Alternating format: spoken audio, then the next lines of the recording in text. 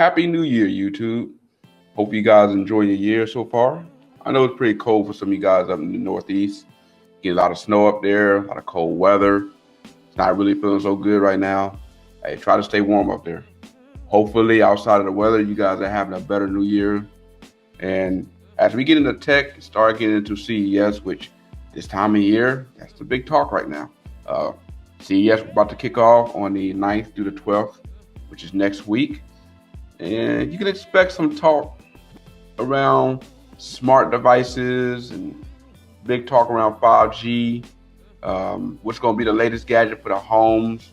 You also going to probably see some stuff dealing with cars. So, hey, CES 2018, that's pretty much, the time of year where techies are glued to see what the latest and greatest and, to see what all the concept is about. And I want to talk about some of the stuff that we are expecting to see starting Tuesday. So let's go ahead and start talking about Assistant. Now, a couple years ago, Amazon started getting into the assistants with the Alexa. And we started seeing them kicking out the Mini, and then Google looked to respond to that by kicking out their own version of their assistant, which is Google Home. We've seen Google now become Google Assistant. And this year they came out with Google, the middle to the end of last year, you started to see Google Home Mini come onto the field. They decided to do a little bit more with the Assistant app, upgrade a little bit more, and try to be more competitive with it. In fact, I got a chance to get one, which I expressed a video or two ago for free, thanks to the simple fact that I had a Google Pixel 2 XL. Got a chance to utilize it, and I have to say overall, I was impressed with it. I didn't see too much.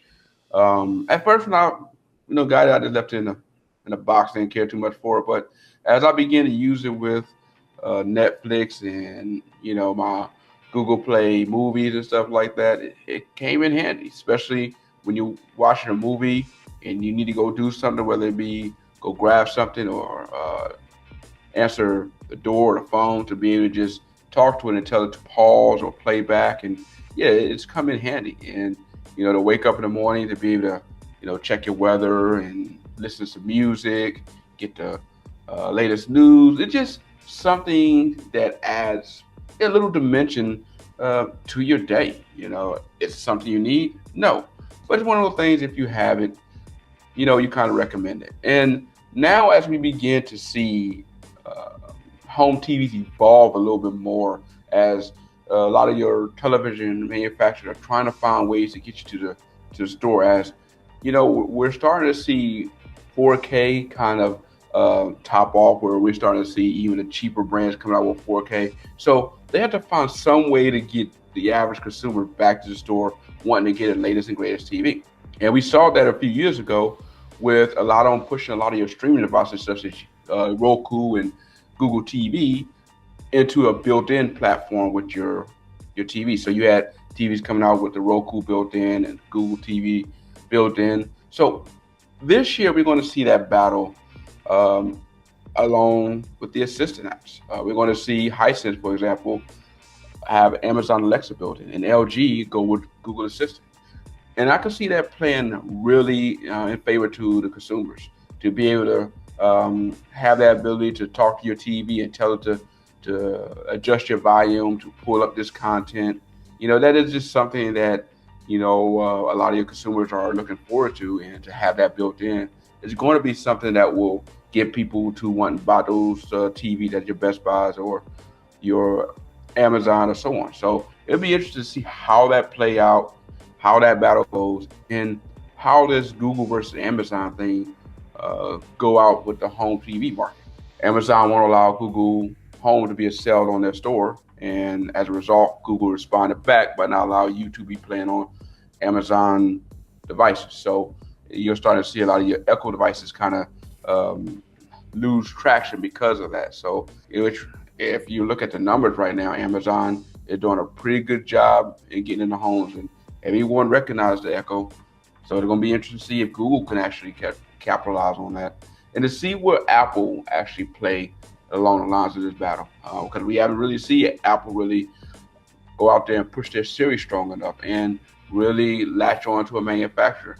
And it'd be interesting to see what Samsung, what they go about as far as their TV and what assistance they're going to do with that. And as we continue to look into LG and what they're looking to their TV, one thing I would have to say about LG that kind of impressed me is with their TV display and how well they do there. And they will be bringing that to the forefront as they bring out their 8K display for those to see. And now this is not anything new. For the past couple of CES, they brought out some form of 8K television to show to the audience. And this year, they're looking to show how much further they have been able to go with their 8K in the displays. And you know what, the whole display with LG, they really do a good job on their TV market. Now, as far as the phones, Samsung wins there. Samsung done such a good job in their phone display. We're seeing Apple, Motorola, and other manufacturers use it. Unfortunately, LG, they hit a bump in the road when it comes to their display on the phones, as we saw the news that came out with the Pixel 2 XL and the complaints with that. And yeah, it's gonna be interesting to see what happens there as far as phones. But overall, I look forward to see where we go with the TV platform and what Google, LG, Samsung, and where they go from here. Another thing we can expect to come out will be talk for 5G. The telecom company's been really hyped up about that. You can expect to be a lot of talk with that at CES. And since they just won that net neutrality to where it's been repealed, you can tell they're happy about that. We expect to see some fast lanes. I hope we don't. I'm pretty sure we will. And I'm pretty sure now that they got everything going in the way that they're wanting it to go, it's going to be interesting to see how they present that this year at CES. And I expect them to present a plan on how they're going to implement 5G, how they're going to put that network into play, how long it's going to take to get it built up, and for them to show off some of the capabilities that they want to see from their 5G network. And despite how I feel about the whole net neutrality and how that got kicked out thanks to the telecom companies pushing for that, I am interested in 5G because just the transition from 3G to LTE and to see how far we've come, to see where we have been able to do with streaming, whether it be sporting events, live TV, or just movie, just the ability to get data just so fast and be able to enjoy content on the go and feel like you're really getting the best that you can get from that. Unfortunately, I'm kind of curious to see how are they going to really push this 5G platform and make it to where it's even worthwhile if you got companies like Verizon that's capping phones at 720p. But then again, that may be Verizon's way of making money. On the LTE network, they may say, okay, we're going to cap it here, but you come to our 5G network, we're going to charge you a little bit more, but you have unlimited streaming capabilities up to a certain, bandwidth. So it's going to be interesting to see how these carriers play ball when it comes to their 5G network and how they force consumers to adapt. I don't want to overlook a story that has been brewing for the past couple of weeks, and that's dealing with Apple and their battery issue. Because as I was sitting there reading the story about it, I was beginning to just joke around with a couple of people and just toss out something. And I'm gonna toss out to you guys. This idea that we could possibly see Apple going to a consumer replaceable battery. Now, I know a lot of people listening is like, Apple not doing that. But before we just dismiss it, just think about it for a minute. What if Apple, after all this complaint here and there about, people not happy with the fact that they're slowing down the performance of phones because of their fear that battery life may be a problem. And as a result, they say, you know what? We may go ahead and start building phones where the consumer can replace their battery, and the reason why I see that kind of ironic as something that can happen is because, well, if you look at Google, Google built this platform and its strength on the simple fact that, they had a removable battery. Remember the old Motorola Droid commercials back in 2009?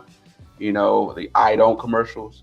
You know, uh, I don't have a removable battery, and yeah, that was the big thing about the Android phones back in the day, that you could replace your batteries. And to this day, there are some people who will not buy a phone unless they can replace their battery.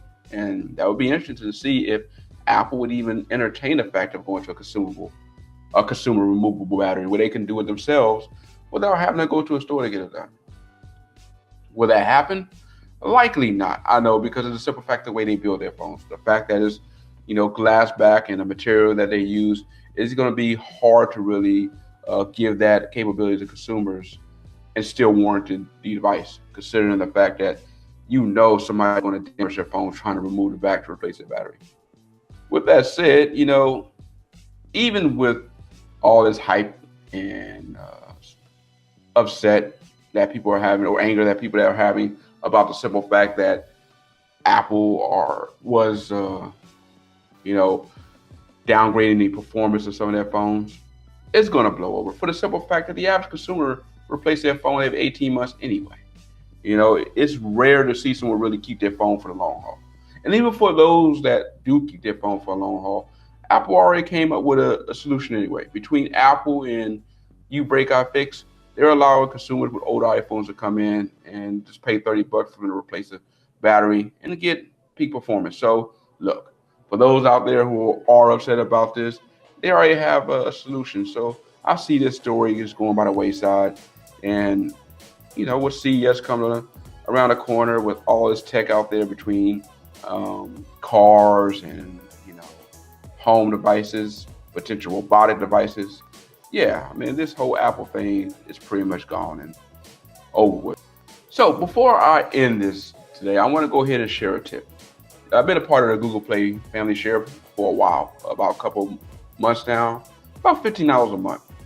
Now, this is not me pitching something for Google like it's a pitch for them, but this is something I want to share with consumers out there, because you may go out there, you may buy a movie, or app or something like that, and you may have a family or loved one, a friend or whatever, someone that you want to share that with, and you have that capability, and I want to walk you through how to do that. So if you open up your Google Play app, go down to settings, and by the way, to get to that settings, all you gotta do is look up there to the left of the Google Play, and you'll see 3 horizontal lines.